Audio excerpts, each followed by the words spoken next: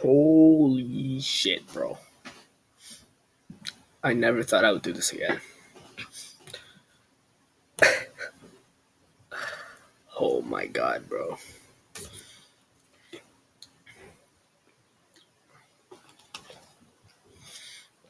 We're back, bro. We are back. We're gonna wait a couple minutes. Oh my goodness, bro.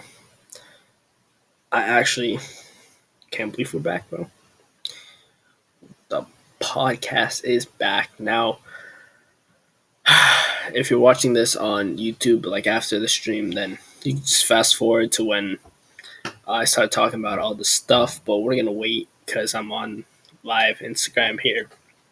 And then we got a recording over here for it to be posted on YouTube after. Bro.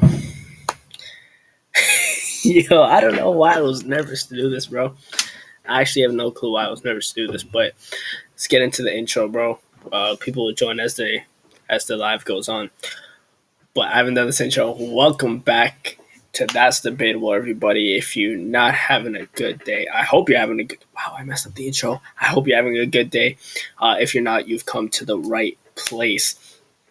Now,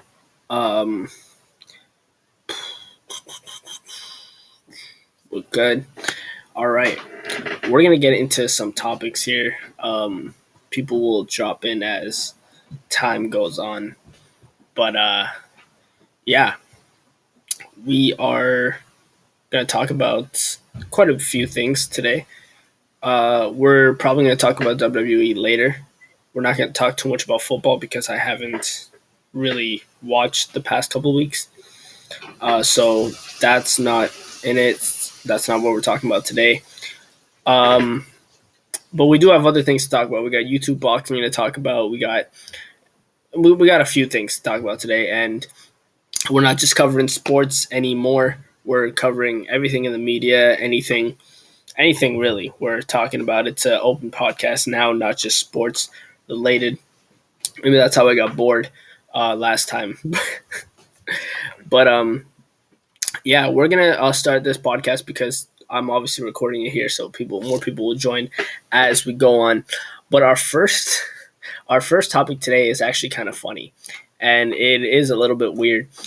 So if you've been following me for a while, you've saw my Instagram stories, and you've seen that I posted I put a guy on blast. I on my story. I called him out because he texted my sister. And so this guy's name is Brandon Muhammad. And so this guy's weird. I believe he's a West Indian comedian. His username on Instagram is like West Indian Comedy or something like that. And yeah, he's a very weird dude. So it started out, and I followed him from the jump. I followed him from the start, and it started with him texting my sister, and I followed him. She followed him. A couple of people I knew followed him, and he texted her, replied to her story, and all that stuff. And keep in mind, my sister's 14, and this is a grown ass man. And so he texted her, and then yeah, I got mad because he's hitting on a 14-year-old and not just a 14-year-old, my sister, right? And so that was that. So I got mad. I put him on blast on my story for my Instagram, guys. If you've been following me for a while, you guys know that. Or even if you're watching on here, you guys know that. So yeah, that happened. And then months later, right, recently, I hear about this guy again because he liked all. I don't believe he knew that it was my girlfriend, but he liked all of my girlfriend's TikToks on TikTok, of course, every single video, from top to bottom. And so obviously I saw that and I was like, what the hell? And so that was weird. And he's also texted family members of mine as well. And here's the funny part. He followed my mom on TikTok, and he unfollowed because he saw me on the TikTok. And so I found that very funny. I found that pretty funny. I look really tired on this camera. Oh my god, I look tired here too. But yeah, I found that really funny. He unfollowed when he saw me on the TikTok because I almost had his entire career canceled. And he's not a very popular West Indian comedian. He's probably popular because he texts a lot of underage girls and a lot of girls in general. So, yeah, if he's doing that with like people that I know, just imagine how many girls he has in his inbox right now, and not in a good way. Because it's him doing the texting and underage girls and stuff like that too. So that's very pretty messed up. But yeah, that's that with that Brandon Muhammad guy. He is very very weird, and yeah, I don't know what his problem is. He has me blocked on Instagram. He blocked me immediately when I put him on blast on my story. I apologize for the noise in the background, but yeah, he blocked me immediately when I I added him on my story and everything.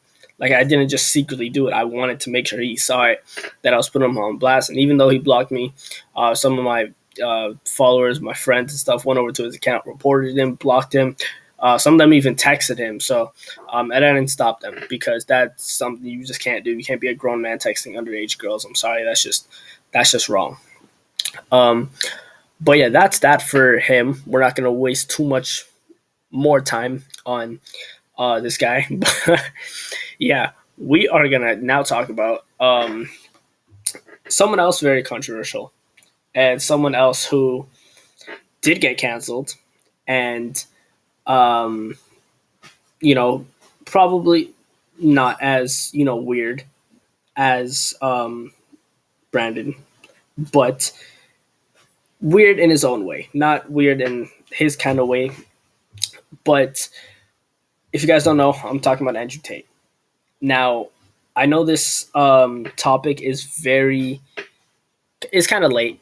It's kind of late, but I didn't have a podcast but when he got canceled. So I'm going to talk about it now. I know a lot of friends, a lot of people that are fans of Andrew Tate. And that's fine. You can be a fan of whoever you want. I don't care who you support. But his fan base is generally young teenagers. It's young teenagers or even like maybe 18 to 25 as well. That's his audience there. And so he's having a very a negative effect on young minds. And I'm not the biggest fan of Andrew Tate. I do agree with some of the stuff he says. Like, for example, there's certain things I can't say here on the podcast. But yeah, I do agree with some of his points. And some of his points are valid, like the whole alpha male thing. I do believe in that. I do believe in providing. I do believe in, protecting and all that stuff. But the problem I have there with Andrew Tate is you don't have to make it known that you're an alpha male. You show it, right? You don't have to go on a podcast or on videos and claim that you're an alpha male, right? You just go and you show it, right? And people will know, like, oh, that's an alpha male, right? That like he's really about that. And so that's my problem there with Andrew Tate. And I said some of the stuff I agree with. Most of the stuff is just out of it's just out of context. It's unnecessary. And I'm quoting Logan Paul, I believe it is here. The shit that Andrew Tate says will have, like Logan Paul said, will have a ripple effect. And his narrative is hateful. The shit he says is negative, and it's not good for impressionable young minds. I think he's gonna have that negative effect on impressionable young minds, and that's not necessarily what we want, right? Because or what a lot of people want. And I'm not just saying that just to say because I'm on here, right? I nobody watches this shit anyway, right? So why do I care? But I just don't agree with some of the shit that he says because it's unnecessary. Some of the stuff that he says, and it's not realistic, right? Andrew Tate, his money comes from gambling, casinos, and cam girls. That's where his money comes from. That's how Andrew Tate got rich, was from casinos, cam girls, etc., and stuff like that, right? and then he decided to start a podcast and stuff. The lifestyle that Andrew Tate lives, I'm not talking about all his Bugattis and all that stuff like that. I'm talking about the way he thinks, the way he expresses himself is not the way that your average person should live. Like I said, I support the alpha male stuff. I support providing and protecting, right? But you don't need to make that known. You don't need to make it known that you are an alpha male, right? And so that's my problem there with Andrew Tate. The shit that he says is truly negative and hateful. And I get that he's saying that he's playing a character and stuff like that. Excuse me. But he's saying that just so he can protect himself. He talks about how Logan Paul is told to say stuff, and how all these YouTubers are told to say stuff and all that and stuff like that. And that's not necessarily how this works. That's not necessarily how it works. Yes, YouTubers have people. They have people that help them with their videos and stuff, but they don't necessarily have somebody like in a Stephen A. Smith would have, right? Like Stephen A. Smith works for ESPN. He has people telling him what to say. Logan Paul has his own podcast, kind of like how I have my own podcast here. And it's his podcast. He says whatever the hell he wants, right? And he has been canceled before. And when you get canceled once, you do kind of fear what you say, right? You do kind of fear, because that is Logan Paul's life. Logan Paul's life was based on creating content from when it came from Vine, when it went to YouTube, all that stuff. And it may sound like I'm ass kissing here. I'm not. I'm literally pointing out the facts. Andrew Tate did not live that lifestyle. Andrew Tate was a kickboxer, very talented kickboxer. Kickboxing world champion. He did not go the route that Logan Paul goes, right? So Logan Paul's life depends on YouTube, depends on the media and stuff like that. He wouldn't have the prime sponsorships and all the stuff that he has, the boxing matches that he has against KSI, against Floyd Mayweather, without YouTube. Andrew Tate didn't go that route, obviously. He, got his money all from casinos and cam girls and stuff, and then started a podcast and all that with his brother and all that. And the lifestyle that he says, the lifestyle he's trying to portray on young people, is just not a lifestyle that you should be portraying on young minds, right? And he keeps making up excuses when someone comes at him, and he keeps saying that, it's a character and all that stuff, and we know it's not. We all know that Andrew Tate is not a character. That is genuinely how he thinks, and he says that to cover himself up, right? He says, I'm just joking and stuff, but we know he's not joking. Like, it's clear as day that he's not joking, right? We can see that he's not joking, right? And so I don't think he's playing a character. I think that's genuinely how Andrew Tate thinks and how he acts in the real world, and it's not how you should react or act in the real world. Sorry. And yeah, it's honestly ridiculous the way he does act and the shit that he does say. Hateful and negative, like I said, like Logan Paul said as well. And yeah, I just don't support the shit that he says. Most of the shit that he says. Like I said, I know I'm being repetitive here, but there are like select things that he says that I'm okay with, that I understand where he's coming from. But 95% of the shit that Andrew Tate says, I completely disagree. And I completely think it's out of line. But that's Andrew Tate. And yeah, he's still doing his podcast and stuff. He's canceled. I don't think he's going to be back. They probably will re-platform him. They probably will give his Instagram back eventually and stuff. And he's probably not going to change. He's probably going to stay the same shit that he's going on about. And I'm not just taking Logan Paul's side here just because I'm a YouTuber as well, and I have a podcast and all that stuff, and I kind of do the same stuff that Logan Paul does. I'm not saying that because of that. I literally said that Andrew Tate he's a successful kickboxer. He's a kickboxing world champion, right? But the problem I have with him is the shit that he's saying, the shit that he's portraying on impressionable young minds and stuff like that. And so, and it's already happening. it's already happening, um, with him affecting young minds like this. And it's sad. It's unfortunate, but it is what it is. All right? So,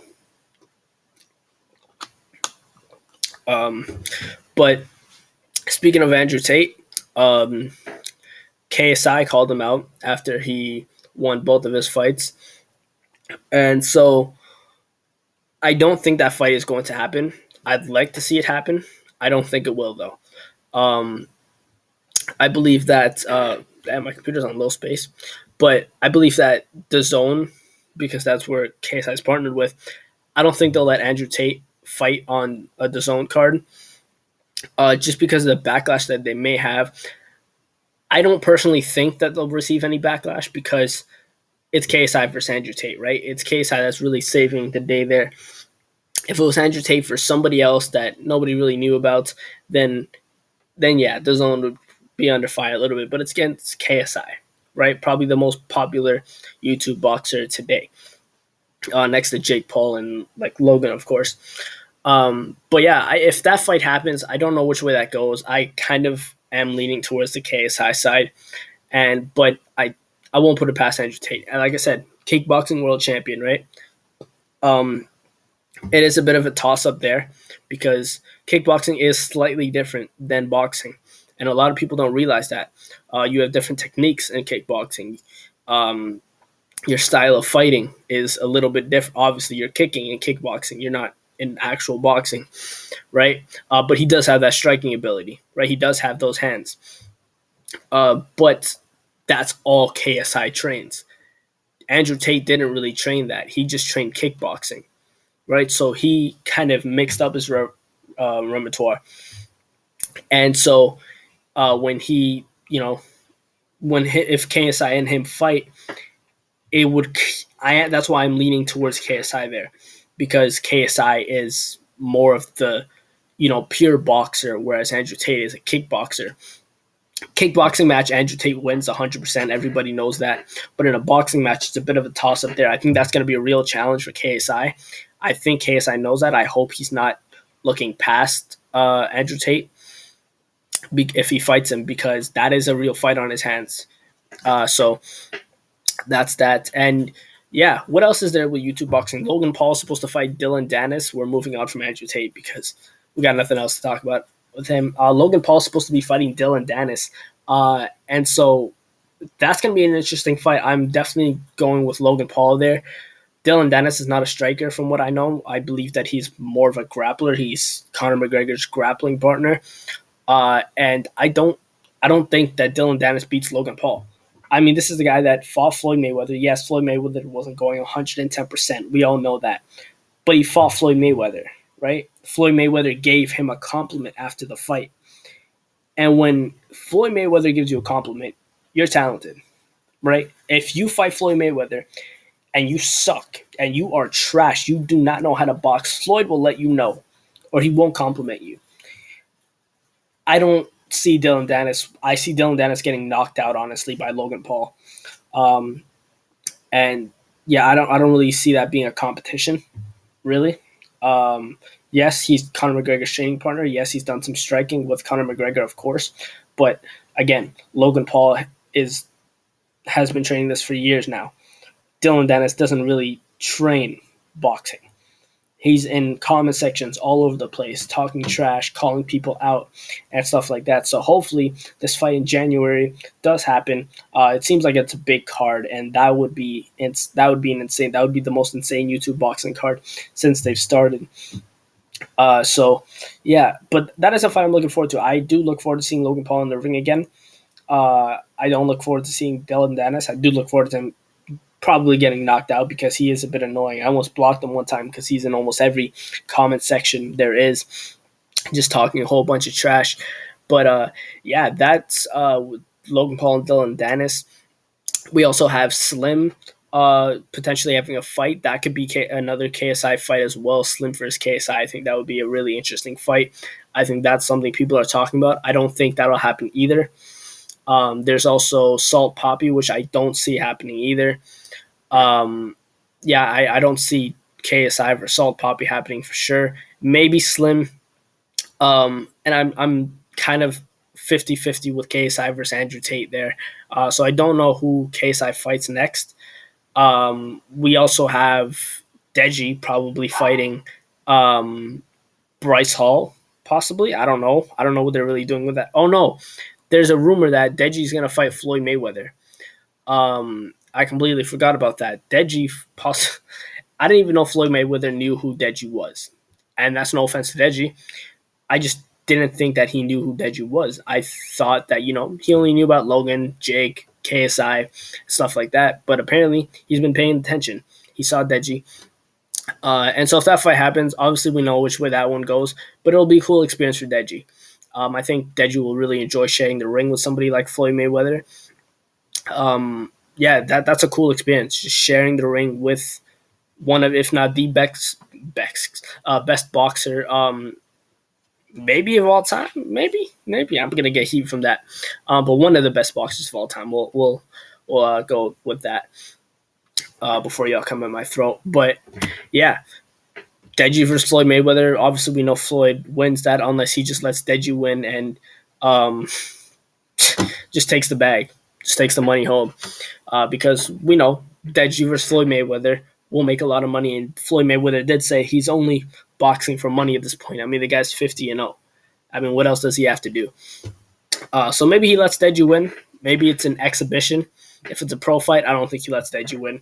But if it's an exhibition like it was for Logan Paul, maybe he lets him win. Maybe. Well, maybe. I said maybe because Floyd Mayweather does, have a bit of an ego on him, which is not a bad thing. Nobody likes losing. Nobody likes letting anybody win either. But yeah, that's that. I believe Deji versus Floyd Mayweather will be fun to watch. I don't know what else. Oh, Jake Paul versus Anderson Silva. Now this is going to be a good fight, and I know a lot of people excuse my dog. Oh my gosh, this guy barks every single time that I'm recording something. But Jake Paul versus Anderson Silva is interesting because yes, Anderson Silva is pushing 50. Yes, I believe he's 48 years old, but he's still one of the best, if not the best striker in UFC history. That doesn't go away easily. Your striking does not go away easily. Now, obviously, when you're in there with a young cat like Jake Paul, that is going to be a difficult task because Jake Paul is going to be faster. Jake Paul is probably going to have more stamina because stamina is something that does fade away as you get older, right? And so that could be an issue as well if Jake Paul just drags the fight into deep water and then finishes Anderson Silva. But this is a fight I see going either way still. I probably will pick Jake Paul to win. That's a bit of a risky pick for me just because of the stuff that I mentioned. I believe that Jake Paul knows what he's getting himself into. He has respect for Anderson Silva, which we've never seen him respect an opponent before. And he knows what he's getting himself into. He knows he's fighting one of the best strikers in MMA history, and he's not gonna underestimate Anderson Silva.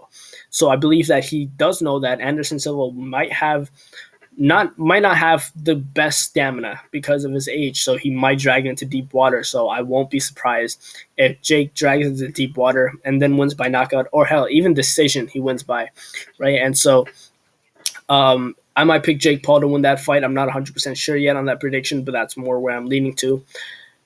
And now I believe that's it. That's all the news for YouTube boxing. Yeah, that's pretty much it. I'm looking forward to the Misfits card in January.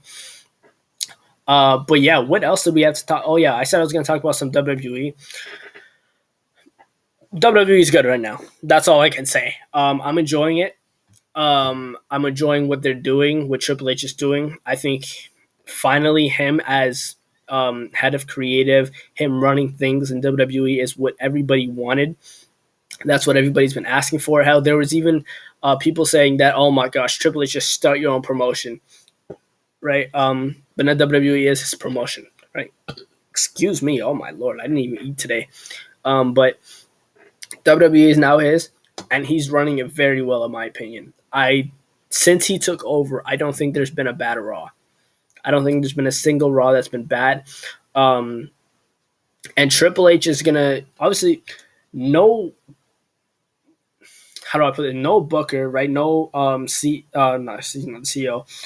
No company is going to be perfect, right? No company is going to satisfy everybody, right? There's people that I want to win sometimes, right? And they don't win, right? There's people that I want to see hold the title and they don't hold the title, right? But that's just how wrestling is. And if you are one of those people who want it your way all the time, you should just not be watching pro wrestling. I'm sorry, that's because that's not how it works. Um, but I like what Triple H is doing. I'm enjoying it. I don't think he's made a couple bad decisions, but not too bad, right? And not ones where I was like, oh my god, what the hell is this? Right? I've never said that with the decision Triple H has made. I will soon in the future, and I'm sure of that. I'm sure that I will say that in the future because, like I said, nobody's perfect. And speaking of not being perfect, we're talking about All Elite Wrestling now. We might go back to with WWE, talk about some stuff that's going on there, but All Elite Wrestling. AEW is going through some stuff. Their last pay-per-view was not good in my opinion. It was way too many matches. There was way too many things on that card that shouldn't have been on that card that could have easily been on Dynamite or Rampage. Like the Eddie Kingston match, yes, I know it was on the pre-show or whatever the hell they called it. I forgot now. Usually they call it the buy-in, but I that could have been on Dynamite as well. That was unnecessary, just chop after chop after chop after chop, and then there was probably some other chops there too. So, and some more chops, but it was. I got bored. And I haven't got bored watching an AEW pay per view in a long time because usually they deliver. Acclaimed versus Swerve in Our Glory was a really good match. I enjoyed that. But there were so many other things that shouldn't have been on this card. And I didn't like, even with Moxley versus Punk, right? And we're going to talk about the press conference, of course. With Moxley versus Punk, that should have been their first encounter. They should have never fought on Dynamite. And I guess that Tony Khan wanted John Moxley to win the title in his hometown. And then he wanted John Moxley to win the title in his hometown, and then he wanted CM Punk to win in his hometown. That didn't make no sense, right? Because somebody's got to lose in their hometown sometimes, right? Vince McMahon did it all the time, but I'm not saying that should have been the case. But some people got to lose in their hometown, and that's just how you got to run it. And I think Tony Khan needs help. That is my analysis there. I think Tony Khan needs help backstage. I don't think he's experienced enough, maybe even mature enough to handle the heat that's going on in the AEW backstage area. And so I think he needs help from somebody. He needs to reach out to somebody to help him. But the press conference with CM Punk, he knew he was injured. He knew he was going to be out. And then so he went on a rant, right? A rampage, if you will.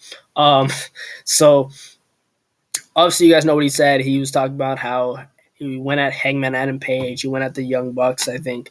And then they got into a brawl, supposedly after the press conference, right? Everyone got into a fight. Someone got bit. Someone got scratched. Someone got punched.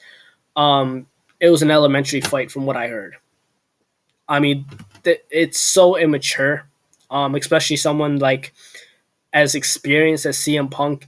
You would think that he'd mature, right? Back in WWE, he was pulling the same stuff. Why are there so many flies down here? He was pulling the same stuff in WWE, and it's just like you don't need to. Like, you're much older now, right? You came in, you said, "Oh, I want to work with this young guy. I want to work with this young guy," but yet you don't you want things your way still, right? And I'm sorry to say this, CM Punk used to be one of my favorite wrestlers, but I'm sorry to say this, but it's not Punk's time anymore. And I sound like I'm cutting a promo right now. And but it's not his time anymore. And it killed me to say that, but CM Punk is going to be retired in a few years. It's time he starts putting younger talent over. And CM Punk had his time. I get that he came to AEW to work with young guys, but now you still want it your way. So how does that really make sense? You want to give young guys the opportunity, but you still want to be over. So I don't understand how you want to give these younger cats opportunities, but you want to kill their push.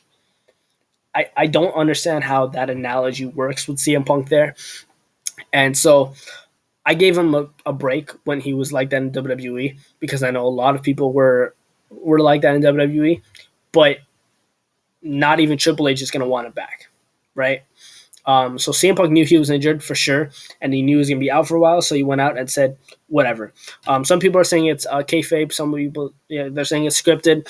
I don't think so. CM Punk's known to talk whatever is on his mind, speak whatever is on his mind, and so this guy talks out of his ass sometimes. So I'm not surprised. I don't think it's scripted at all. But that's about it. That's all we have to talk about. We had a 30-minute podcast, which isn't bad. I didn't see us reaching an hour anyway, really. But we talked about some good stuff today. Shout out to the people that did join into the live stream on Instagram, and for the people watching back on YouTube, I hope you enjoyed it. But that's going to wrap this podcast up. I hope you guys enjoy this once again, and I'll see you guys in the next one. There won't be a select times and dates for these podcasts. You'll just have to watch out for my stories on Instagram and stuff for when the next one's going to come out. I will give like a 5 or 10 minute notice before I go live and stuff like that. And plus, you guys see when I'm live on Instagram and all that stuff. And YouTube, you guys have been waiting for 3 months anyway for me to post a video. So, yeah. But I'll see you guys in the next video. Don't forget to tune into the next podcast. Subscribe to my YouTube channel. Subscribe to the Coaster channel if you want anyway. And I'll see you guys in the next one. Take it easy.